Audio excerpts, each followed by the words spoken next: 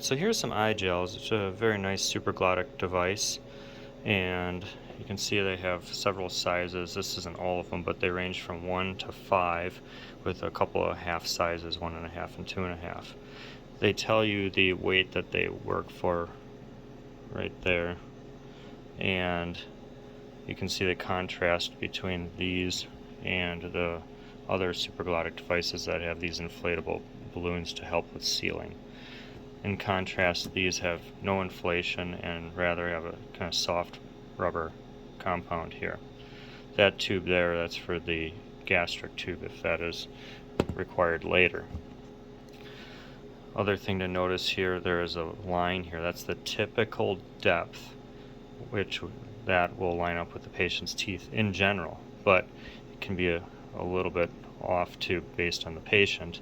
But in general, their teeth should at least be past this area here. You see that line right there? That's the bite block. So there's a little firmer piece of plastic in there to help keep the patient from biting on there. In any case, also important to realize you got to lubricate this in order to get it to slide in appropriately. So a liberal use of lubricant, but don't go crazy on it. So a nice layer on the basically all over here, and then along this kind of sealing surface. Shouldn't be globs of it, but should be enough that it's able to slide in smoothly.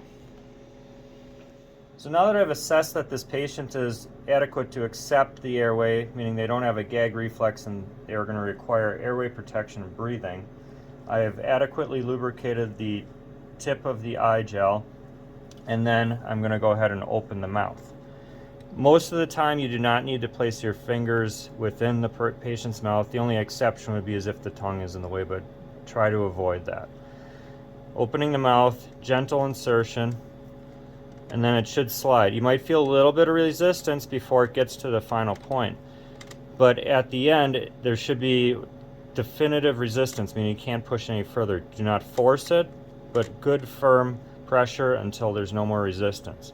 And then, as with any airway, we need to make sure that there is good air movement, good breath sounds, and capnography. That's important for all of these patients. In this case, I can see the lungs, and I can see that they're inflating. Normally, you can't do that, so you need to listen to the lungs, make sure you got good chest rise, you can look for vapor in the tube, and make sure that you have good waveform capnography.